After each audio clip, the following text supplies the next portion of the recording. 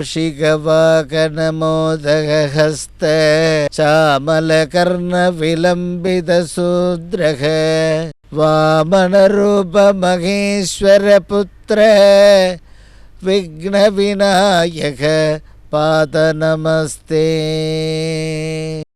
ஆயி ஆனந்தவல்லி அமிர்தகலதரி ஆதிசக்தி மகம்மாயே மாயஸ்படிகமணி மாமதங்கி ஷடங்கி ஞானார்த்த பரிமலநயகரி நாதவிந்துதாரிணி நாதாந்த தர்ப்பணகரி ஸ்ரீம் பீஜமந்திரஸ்வரூபிணி அம்பா நமோஸ்துதே. அன்பார்ந்த தாய்மார்களே, ஆஸ்தீக பெருமக்களே, எல்லா துறைகளிலும் மேன்மை அடைந்து வரும் அன்பர்களே, குழந்தைகளே, உங்கள் அனைவருக்கும் சுபமஸ்து. பராசக்தியினுடைய அனுகிரகம் உண்டாகட்டும். கதையிலிருந்து நாம் அபூர்வ விஷயத்துக்கு ஆரம்பிப்போம். ஒரு நாஸ்தீகனும் ஒரு ஆஸ்தீகனும் இருவரும் சேர்ந்து ஒரு ஊருக்கு பிரயாணமாகி போயின்னு இருக்காங்க. ரெண்டு பேருடைய பேரும் சாமி சம்பந்தப்பட்ட பேர் தான் வச்சுருக்கிறாங்க. ஒருத்தன் கந்தசாமி, இன்னொருத்தன் முத்துசாமி. இந்த கந்தசாமின்றவன் அதிக பக்தியே கிடையாது, கடவுளே இல்லை அப்படின்னு தான் சொல்லிகிட்டே இருப்பான் சதா சர்வ காலம். முத்துசுவாமி எல்லாம் அவனருளால் நடக்கின்றது அப்படின்னுட்டு சொல்லிகிட்டு இருப்பான். வழியில் ஒரு பிள்ளையார் கோவில் வரும்பொழுது அந்த பிள்ளையார் கோவிலை பார்த்தோடனே இந்த கந்தசாமி சொல்கிறாடே, முத்துசாமி இதோ பிள்ளையார் கோவில் வந்துடுது, நீ போய் தரிசனம் பண்ணிவிடுவியே, பக்திக்கு கும்பிடுவியே, நான் போயின்னு இருக்கிறேன் அப்படின்ட்டு இவன் கிளம்பி நடந்து போயின்னு இருக்கான் கந்தசாமி. இந்த முத்துசாமி உள்ளார போய் பிராகாரத்தெல்லாம் விநாயகரை வலம் வந்துட்டு அப்படி பிராகாரத்தில் வரும்பொழுது சின்ன பாம்பு ஒன்று கடிச்சிடுது. ஐயோ பாம்பு கடிச்சிடுதே நம்மளை அப்படின்னு, பாம்பு கடிச்சிடுதுன்றாங்க அங்கே இருக்கிறவங்க. அங்கே இருந்த ஒரு பக்தன் மருத்துவராக இருக்கிறார். அவர் ஓடி வந்து அவருக்கு அந்த பாம்பு கடிக்கப்பட்டிருக்கிற முத்துசாமிக்கு கொஞ்சம் மருந்தெல்லாம் கொடுத்து, பச்சையில மூலிகைலாம் கொடுத்து அவருக்கு அந்த ஆபத்திலிருந்து அவரை காப்பாற்றிட்டார். தரிசனம் முடிச்சுட்டு என்னவோ கழுத்துக்கு வர வேண்டிய கத்தி தலைப்பையோடு போச்சு பிள்ளையாரப்பா அப்படின்னுட்டு நினச்சிட்டு நடந்து போயிட்டே இருக்கிறான். இவனுக்கு முன்னாடி போன முத்துசாமி திடீர்னு அவனுடைய கையில் ஒரு 6 தங்க காசு இறஞ்சி கிடக்கிறது கையில் கிடச்சிது. இந்த 6 தங்க காசுகளை கையில் எடுத்துக்கினான். நடந்து வரும்போது 2 பேரும் சந்திக்கிறாங்க. என்னப்பா, நான் கடவுளே கும்பிடாத போனேன், எனக்கு வழியில் ஒரு 6 தங்க காசு கிடச்சிது, உனக்கு என்ன கிடச்சிது? நான் கோயில் சுற்றும்போது பாம்பு கடிச்சிடுது, ஒரு விதமாக அங்கே இருக்கிறவங்க வந்து காப்பாற்றி என்னை மருந்து இந்த பச்சை இலையெல்லாம் கொடுத்து காப்பாற்றிட்டாங்க அப்படின்னா. பாரு, நான் சாமி கும்பிடாத வந்ததுனால எனக்கு தங்க காசு கிடச்சிது ஒரு 5-6 காசு, உனக்கு வந்து பாம்பு கடிச்சிது அப்படின்னும்போது கொஞ்சம் வேதனைப்பட்டான் இந்த முத்துசுவாமி. விநாயக பெருமானி, உன்னை வணங்கணும்போது எனக்கு இந்த மாதிரி ஒரு சோதனை வந்தது, கும்பிடாத போனவனுக்கு இப்படி கிடைக்கிது, இது தர்மமா அப்படின்னு கேட்குறாங்க. தெய்வம் மானுஷ ரூபேனான்ற மாதிரி ஒருத்தர் வந்தார். அப்போ வண்டியில் போயின்னு இருந்த தங்க மூட்டைகள், காசு மூட்டைங்க, அது ஒரு மூட்டை கீழே விழுந்து உருண்டு அந்தாண்ட வயல்வெளியில் போய் விழுந்தது. இந்த விழுந்த வேகத்தில் இந்த 5-6 தங்க காசு ரோட்டில் கிடந்தது. இந்த சாமி கும்பிடாதவனுக்கு அந்த 5-6 காசு தான் கிடச்சிது. ஆனால் அந்த புல்வெளியில் போய் மறைஞ்சி புதாரில் போய் விழுந்தது வயலில், அந்த விவசாயிக்கு அந்த மூட்டை பொற்கோவில் காசு மூட்டை கிடச்சிது. உனக்கு இன்றைக்கி மரணம் என்று தேதி நிர்ணயம் பண்ணியிருந்தான் கடவுள், நீ இறை வழிபாடு செய்ததுனால அங்கே வந்து விநாயக பெருமானம் வந்து உன்னை காப்பாற்றி உன்னை உயிர்கண்டத்திலேருந்து உன்னை காப்பாற்றிட்டாரு. மரணத்திலேருந்து உன்னை காப்பாற்றிட்டாரு அப்படின்னுட்டு அசரீர மாதிரி ஒரு பெரியவங்க சொல்கிறாங்க. அதை சொல்லும் பொழுது ஆனந்த கண்ணீர் விட்டான். நாம் பதவி பூர்வ புண்ணியானாம் லிக்கியத்தே ஜென்ம பத்திரிக்கா, அவனும் அந்த நாஸ்திகனும் இறைவனை வழிபட்டிருந்தால் அந்த மூட்டை காசு அவனுக்கு கிடச்சிருக்கும், 1000 பொண்ணும். ஆனால் இறை வழிபாடு பண்ணாததுனால அவனுக்கு பூர்வ ஜென்ம பூஜா காலம் அந்த பலன் சொல்ப பலனே தான் அவனுக்கு கிடச்சிது. சதா சர்வகாலம் ஆண்டவனை நம்பி இருக்கிறவனுக்கு அந்த மரணம் என்ற ஒரு கண்டம், அந்த கண்டத்தில் தன் ஆலயத்துக்கு வர வச்சு அவனை காப்பாற்றினார் கடவுள். அதேபோல் ஒவ்வொரு மனுஷனுடைய வாழ்க்கையில் நவகிரகங்களால் ஏற்படக்கூடிய ஒரு சாதகம் பாதகம் இதெல்லாமே நவகிரகம்தான் செய்கிறதா? நவகிரகத்துக்கு அப்பாற்பட்டது நாம் செய்யக்கூடிய நல்வினை தீவினை. நாம் எவ்வளோக்கு எவ்வளோ ஆஸ்திகத்தில் இருக்கிறோமோ அவ்வளோக்கு அவ்வளோ நமக்கும் நமக்கு பின்னாடி வரக்கூடிய சந்ததிகள் நல்ல நிலைமைக்கு வருவார்கள் என்பது வேதம் சொல்கிறது. அன்பு தாய்மார்களே, ஒரு முக்கிய அறிவிப்பு. வரக்கூடிய 24ஆம் தேதி ஜனவரி 24, 25, 26 புதன் வியாழன் வெள்ளி, இந்த புதன் வியாழன் வெள்ளியில் 3 நாட்களும் கோயம்புத்தூர் விஜயம் செய்கின்றோம். கோயம்புத்தூரில் சேரன் டவர் பின்னாடி இருக்கிற விநாயகா லாட்ஜியில் தங்கியிருக்கிறாங்க. கோயம்புத்தூருக்கு விஜயம் வருவது இந்த கொரோனாவுக்கு அப்புறம் இப்போ வராங்க. இந்த ஒரு பொன்னான வாய்ப்பை கோயம்புத்தூர் கால், இப்போது அம்மாவுக்கு ஒரு 1000 கால் வருதுன்னா அதில் ஒரு 150 கால் கோயம்புத்தூர் பக்கந்து தான் வரும். திருப்பூர், கோயம்புத்தூர், ஈரோடு, பவானி இந்த பக்கந்து தான் நிறைய கால்ஸ் வந்துட்டுருக்கும் ஒவ்வொரு நாளும். இந்த யூடியூப் பார்த்த உடனே ஒரு 150 குடும்பத்தாராவது அந்த மாவட்டத்தில் எல்லாருமே சேர்ந்து அழைப்பாங்க. ஒவ்வொரு சந்தேகங்கள், ஜாதகத்தை பற்றி, குடும்பத்தை பற்றிலாம். இந்த கோயம்புத்தூர் வர்றதுனால இந்த ஜனவரி 24, 25, 26 புதன் வியாழன் வெள்ளி அந்த கோயம்புத்தூர் பஸ் நிலையம், மத்திய பஸ் நிலையத்துக்கு அந்தாண்ட சேரன் டவர் பின்னாடி விநாயகா லாட்ஜியில் தங்கியிருக்கிறதுனால நீங்கள் எல்லோரும் அருள்வாக்கு, ஜாதகம், எதிர்கால நலன்களை பற்றி அறியலாம். அன்பு தாய்மார்களே, இன்றைய தினம், அதாவது இந்த வாரம் புதன் வியாழன் வெள்ளி வழக்கம் போல் கற்பகம் ஹோட்டலில் இருக்கிறோம். இந்த நிகழ்ச்சி பார்க்குற தாய்மார்கள் வழக்கம் போல் சென்னை மயிலாப்பூரில் அருள்வாக்கு, ஜாதகம், எதிர்காலத்தை பற்றி அறியலாம். அன்பு தாய்மார்களே, உங்கள் எல்லாருக்கும் வீட்டு வாசலில், உங்களுடைய வீட்டில் எப்பொழுதுமே மஞ்சள் தூளில் ஒவ்வொரு திங்கக்கிழமை சொஸ்திக்கு வரையுங்கள். அந்த திங்கக்கிழமான காலையில் எழுந்தவுடனே சின்ன மஞ்சள் பொடியில் வாசப்படிக்கு பக்கம் ஒரு சொஸ்திக்கு வரைந்து நெய் தீபம் போடுங்க.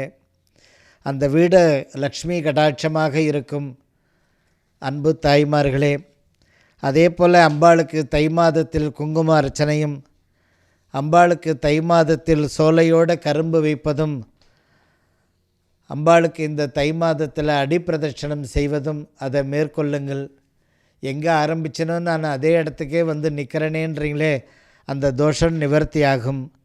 அன்பு தாய்மார்களே, இந்த செவ்வாய்க்கிழமை ஆனால் காலையில் 8 to 9 ஒரு 40ஆம் பக்கத்தில் ஒரு 108 தரம் ஸ்ரீராம ஜெயம், ஓம் நம சிவாய, ஓம் கம் கணபதையே நமக, உங்களுக்கு விருப்பமான ஒரு ஸ்லோகம் அந்த 8 to 9 குரு ஓரையில் செவ்வாய்க்கிழமையில் அதை எழுதிட்டு சுவாமிகிட்ட வச்சுட்டு ஒரு கல்பூரார்த்தி பண்ணுங்க. அப்படி பண்ணும்பொழுது உங்கள் வாழ்க்கையில் இருக்கக்கூடிய ஒரு நினச்சின்னு இருக்கிற காரியங்கள், இந்த 5-6 மாதத்தில் எனக்கு ஒரு பெரிய வேலை கிடச்சிடணும்மா, அதே மாதிரி ஒரு சொந்த தொழில் அமையணும், நினைத்தபடி ஒரு மழலை செல்வம் இந்த ஆண்டு அனுகிரகமாகணும் ஆகஸ்ட்டுக்குள்ளார அப்படின்றீங்களே, அது அனுகிரகமாகும். அன்பு தாய்மார்களே, வாரத்தில் நம்முடைய குழந்தைகளுக்கு கொஞ்சோண்டு வித்யா அனுகிரகத்துக்காக 3 பொருள் தருவாங்க. அதில் எது கிடைக்குதோ அதை கொடுக்கலாம். வெல்லமும் கொஞ்சோண்டு சுக்குத்தூள் பண்ணி வித்யா அனுகிரகத்துக்காக, அரசு பதவிக்காக, பன்னாட்டு நிறுவன பதவிக்காக, திருக்கல்யாணத்துக்காக ஒரு பொருள் சுக்கும் வெல்லம் துளிப்பூரம் சிட்டிக்க கொடுக்கலாம். அடுத்தது சீரகம் வெல்லம் அதே மாதிரி கொடுக்கலாம். அடுத்தபடியாக மிளகு, வெல்லம் கொஞ்சோண்டு பொடி பண்ணி கொடுக்கலாம். இது பண வசதியும் உத்தியோக வசதியும் மழல செல்வத்தையும் திருக்கல்யாணத்தையும் கடன் நிவர்த்தியையும் உண்டு பண்ணும். அன்பு தாய்மார்களே, வீட்டில் சுபம் நடக்க வேண்டும் என்று பல ஆண்டுகளாக காத்திருக்கிறவங்க கிருத்திகையில் வீட்டில் மாவிளக்கு போடுங்க. அது சீக்கிரத்தில் ஒரு 2-3 மாதத்தில் சுப செய்தி உங்களை வீடு தேடி வந்துவிடும். அன்பு தாய்மார்களே, நட்சத்திரம் முழுமையாக இருக்கிற நாள் அன்றைய தினம் 60 நாழிகை முழுவதும் இருக்குது. ஒரு நட்சத்திரம் காலண்டரில் பார்த்திங்கன்னா அன்றைய தினம் அந்த முழு நட்சத்திரம் இருக்கிற கடந்து கொண்டு இருக்கிற நாளில் கணபதி யானைக்கு ஒரு சூரத்தேங்காய் மட்டும் அவசியம் உடைங்க.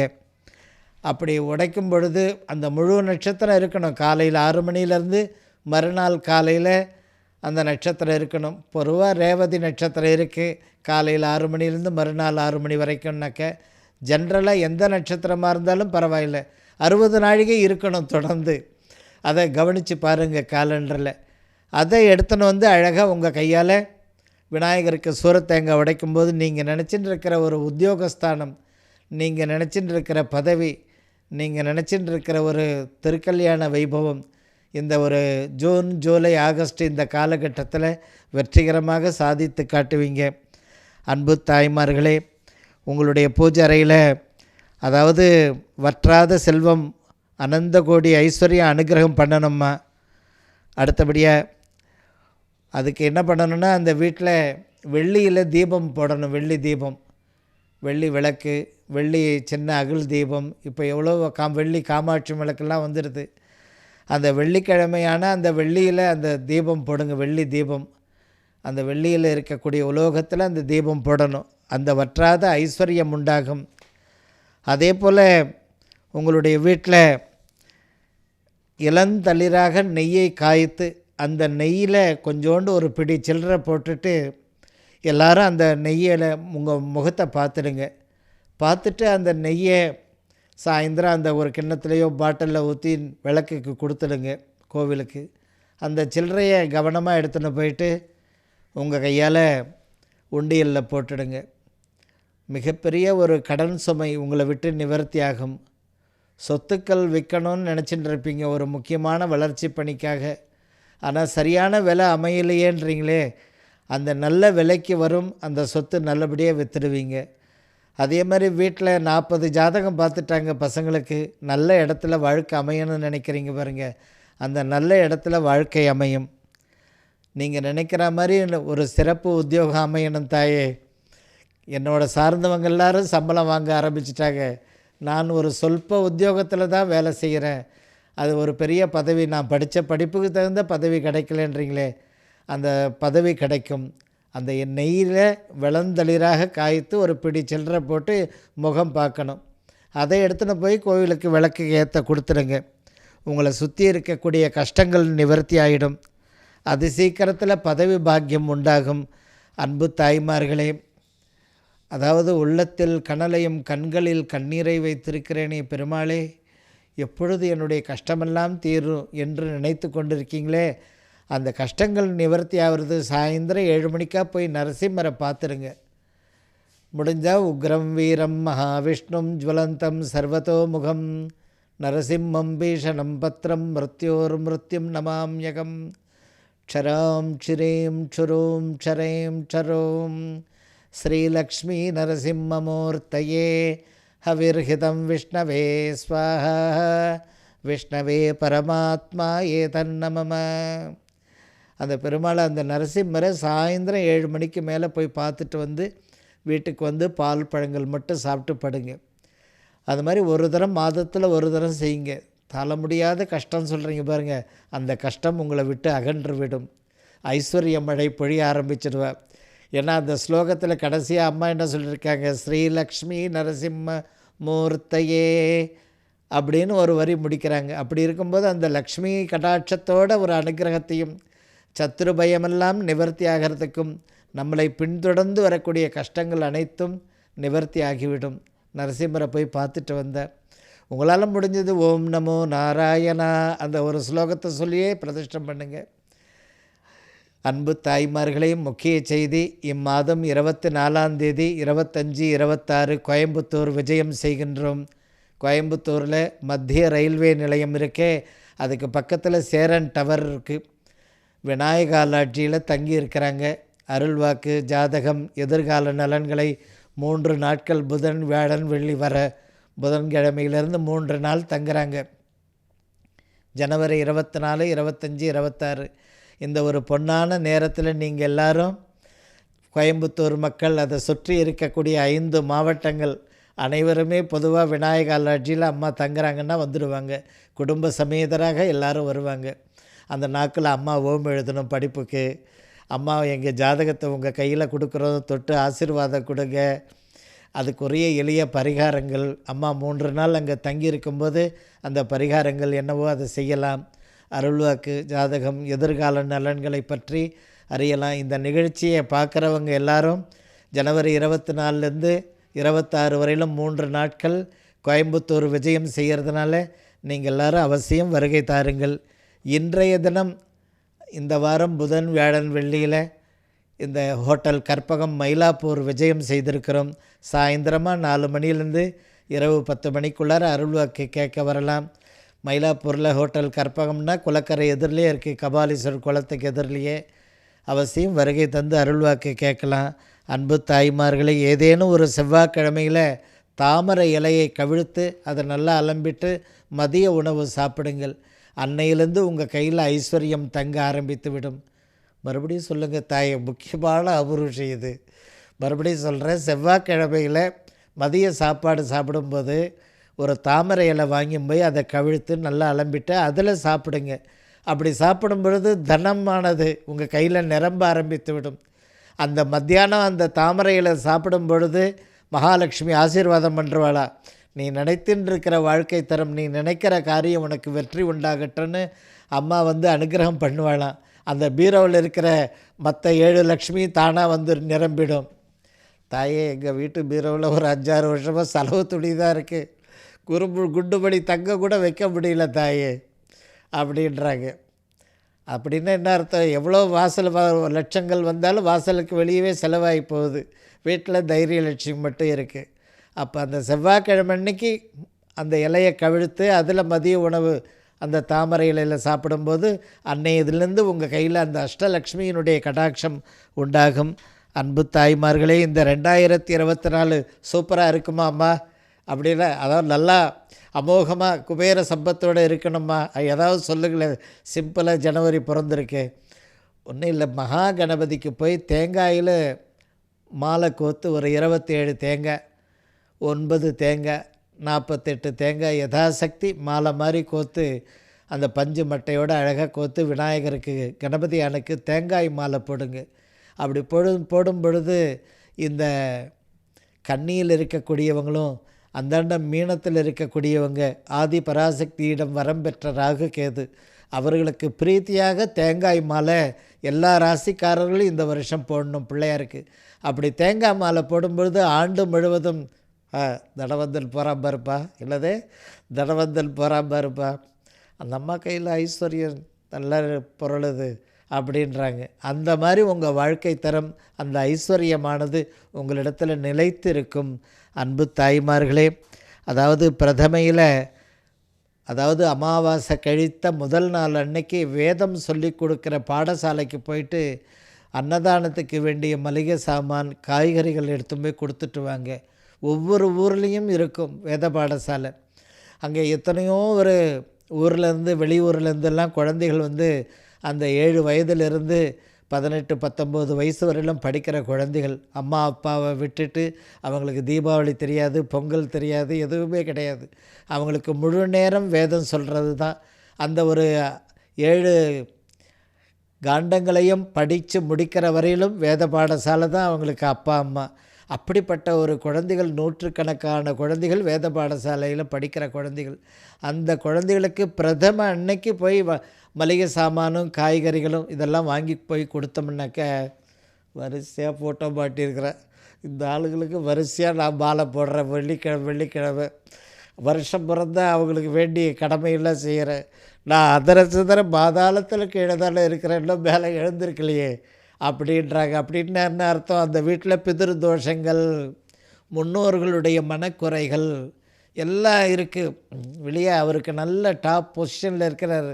ஆனால் வீட்டில் இருக்கும்போது வெறும் ஒரு வறுமை பற்றாக்குறை ஆட்டி படைக்குது. இதுக்கெல்லாம் காரணம் மூதாதையர்களுடைய குறைபாடு. இதை நிவர்த்தி ஆகிறதுக்கு ஒரு மறைமுகமான ஒரு சப்போர்ட்டு இந்த வேத பாடசாலைக்கு போய் அந்த மளிகை சாமான்கள், அன்னதானத்துக்கு வேண்டிய காய்கறி கொடுக்கும் பொழுது அந்த முன்னோர்கள் பிதர்களுடைய தோஷங்கள், மனக்குறைகள் உங்களை விட்டு நிவர்த்தி ஆகிடும். அவங்க அந்த ஸ்தானத்தில் போய் சேர்ந்துடுவாங்க. அந்த பிடி சாதம் சாப்பிடும் பொழுது அந்த மகாவிஷ்ணு சாப்பிட்றான அந்த பிடி சாதம் நீங்கள் கொடுக்குற வேத பாடசாலையில் அந்த இலையில் உட்கார்ந்து காயத்ரி மந்திரம் சொல்லிவிட்டு அந்த சாதம் சாப்பிடும் பொழுது அந்த வைகுண்ட வாசன் அந்த ஒரு பிடி சாதம் போய் சேருது அவனுக்கு. இது யாரோ வந்து போனாங்க அந்த குடும்பத்தார், ஒரு மூட்டை அரிசி கொடுத்தாங்க அன்னதானத்துக்கு, அந்த குழந்தைகளுடைய மதிய உணவுக்கு அப்படின்னும்போது அந்த பிதிரு தேவதைகளுடைய தோஷங்கள் நிவர்த்தி ஆகி போகுது. அன்பு தாய்மார்களே, செவ்வாய்க்கிழமை அன்னைக்கு உற்சவர் கிளம்பி வரணும். அந்த உற்சவருக்கையாவது போய் பார்க்கணும். அதை போய் பார்த்துட்டு வாங்க. அதாவது வருது தாயே, வெளி பிரச்சனைகளுக்கு தான் போதே தவிர சொந்த வாழ்க்கைக்கு எதுவும் கையில் ஒட்ட மாட்டேங்குது அப்படின்னா புரியுதுங்களே. வெளி பிரச்சனைகளுக்கெல்லாம் போகுது தாயே இந்த மூலதனம். என்னுடைய சொந்த வாழ்க்கையில் இது ஒரு கட்டடம் கட்டணும்னு நினைப்பேன், கடகால் போட்டு வச்சுருப்பேன். இடம் கட்டணும்னு இடம் வாங்கி போட்டிருப்பேன். இடம் வாங்கணும்னு பணம் சேர்த்து வைப்பேன். அது கிட்ட போகும்போது வேறு செலவாகி போகுது. என் சொந்த வாழ்க்கையில் எதையும் பண்ண முடிய மாட்டேங்குது அப்படின்னும்போது உற்சவ மூர்த்தியை போயிட்டு செவ்வாய்க்கிழமை அதுவும் ஒரு அர்ச்சனை பண்ணிட்டு வாங்க. அப்போ உங்கள் சொந்த வாழ்க்கையில் எல்லாம் சாதிக்க ஆரம்பிச்சிடுவீங்க.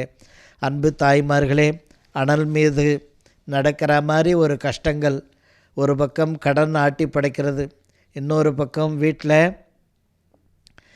ஒரு பிரியமாக இருக்கிறாங்களே தவிர மனசுக்குள்ளார சந்தோஷம் இல்லை, வெளி உலகத்துக்கு பிரியமாக இருக்கிறாங்க. இன்னொரு பக்கம் வீட்டில் மன அமைதி இல்லை, வியாதிகள் ஆட்டி படைக்கிறது, பகைவர்கள் தொல்லைகள் ஆட்டி படைக்கிறது, எது தொட்டாலும் நஷ்டமாகின்றது. வீட்டில் யாரும் வாழ்க்கையில் இன்னும் செட்டில் ஆகலை. பசங்க 6-7 பேர் இருக்காங்க, இன்னும் அவங்கெல்லாம் செட்டில் ஆகலை. திருமகளுடைய கடாட்சம் இல்லை. இத்தனை சிரமங்களுக்கும் ஏதாவது ஒரு எளிய பரிகாரங்கள் இந்த நிகழ்ச்சியை பார்க்குறவங்க நம்ம வீட்டு பிரச்சனையில் இதில் ஒரு 5-6 இருக்குது. எல்லா பிரச்சனையுமே இருக்குது. அவர் சொல்கிறதெல்லாம் நம்ம வீட்டில் இருக்குது கஷ்டங்கள் அப்படின்றபோது, அதாவது கிழக்கு முகம் பார்த்த சனீஸ்வரன் அனுகிரகமூர்த்தியாக இருப்பார். இன்னும் சில இடங்களில் பார்த்தா 90% மேற்கு முகம் பார்த்து இருப்பார் சனீஸ்வரன்.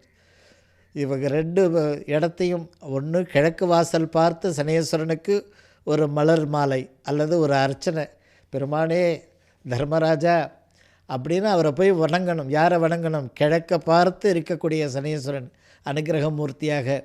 அதே மாதிரி மேற்கு முகம் பார்த்து இருப்பார். அந்த மேற்கு முகம் பார்த்து நின்றுருப்பார் சனீஸ்வரன்.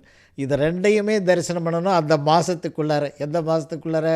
இப்போ இந்த தை மாதத்தில் கணக்கு பண்ணிக்கோங்க. இத்தனை பிரச்சனையுமா?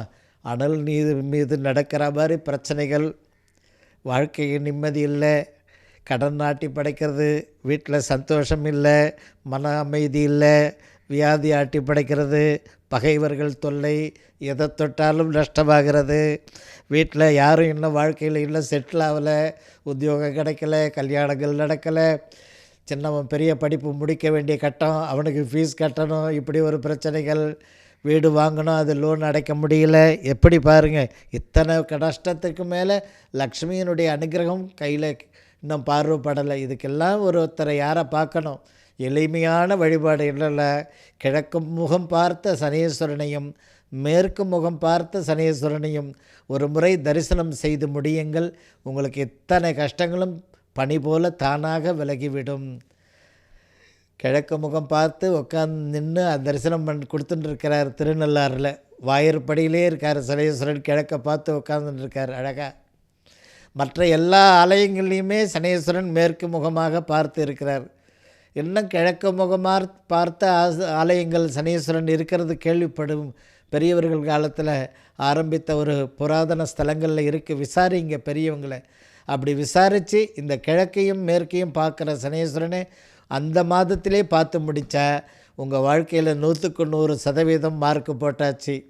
உங்களுடைய 96வது வயது வரையிலும் உங்களுக்கு பொருளாதார கஷ்டம் இல்லாமல், நோய் நொடி இல்லாமல், வீட்டில் வாழ்க்கையில் என்றைக்கும் ஆனந்த நிலையமாக, அந்த வீடு ஆனந்த நிலையமாக இருக்குப்பா, அந்த ஒரு அனுகிரகத்தை பண்ணிடுவாராம் சனீஸ்வரன். அன்பு தாய்மார்களே, குளக்கரையில் இருக்கக்கூடிய ஆஞ்சநேயர், அதே மாதிரி அந்த குளக்கரையில் அவர் மூர்த்தியை ஆஞ்சநேயர் குளக்கரையில் இருப்பார். அவர் பார்த்துட்டு இருக்கிறது குளத்தை பார்த்துட்டு இருப்பார். அந்த மாதிரி ஒரு ஆஞ்சநேயர். இப்போ திண்டிவனத்தில் குளக்கரையில் ஆஞ்சநேயர் இருக்கிறார். இன்னும் நிறைய ஊர்களில் ஆஞ்சநேயரை பார்த்திங்கன்னா தேடி பார்க்கணும். குளக்கரையில் ஒரு ஆஞ்சநேயர் இருக்கிற மாதிரி அந்த ஆஞ்சநேயருக்கு போய் ஒரு மாலை போடணும். அரசு பதவியாக ஓகே, பன்னாட்டு நிறுவன பதவியாக ஓகே. அம்மா சீக்கிரம் நல்ல இடத்துல பொண்ணுக்கு வாழ்க்கையில் செட்டில் ஆகணும், அது நினச்ச மாதிரி நல்ல குலமரபு பிரகாரம் வாழ்க்கை அமையணுமா. அம்மா எனக்கு சீக்கிரம் வீடு கட்டணும்னு ஆசையாக இருக்குது, வீடு சொந்த வீட்டுக்கு போகணும்னு நினைக்கிறேன், வெறுங்கையில் முழம் போடுறேன். இன்னொரு பக்கம் தொழில் ஆரம்பித்தேன், இன்றைக்கி நான் குமாஸ்தாவாக இருக்கிறேன், முதலாளியாக இருந்தேன் ஒரு காலத்தில், இன்றைக்கி முதலாளி ஆகணும் முயற்சிக்கிறேன், எதுவும் கூடி வர மாட்டேங்குது. எத்தனையோ எண்ணிலடங்கா ஒரு கோரிக்கைகள். அந்த குலத்தை பார்த்து இருக்கக்கூடிய ஆஞ்சநேயரை போய் தரிசனம் பண்ணும் பொழுது உங்களுடைய வேண்டுதல், நீங்கள் செய்த பிரார்த்தனை உடனடியாக வெற்றி உண்டாகும். கவனமாக அந்த ஸ்ரீ ரகுராம் அடிகளார்னு டைப் பண்ணி யூடியூப்பில் இந்த நிகழ்ச்சியை எல்லாருக்கும் நீங்கள் சொல்லுங்கள். நீங்களும் அதை ஷேர் பண்ணுங்கள், அவசியம் அதை லைக் பண்ணுங்கள். ஒரு பட்டனை இருக்குதுன்றாங்களே, அதை ஒரு அழுத்துங்க. சுவாரஸ்யமாக இந்த நிகழ்ச்சியை பார்த்த நீங்கள் எல்லோரும் 24, 25, 26 புதன், வியாழன், வெள்ளி கோயம்புத்தூர் விஜயம். மத்திய ரயில்வே நிலையத்துக்கு அருகாமையில் சேரன் டவர் பின்னாடி விநாயகா லாட்ஜியில் இருக்கிறதுனால கோயம்புத்தூர் விஜயம் செய்கிறதுனால அவசியம் வருகை தந்து தரிசனம் பெறவும். சுபமஸ்து.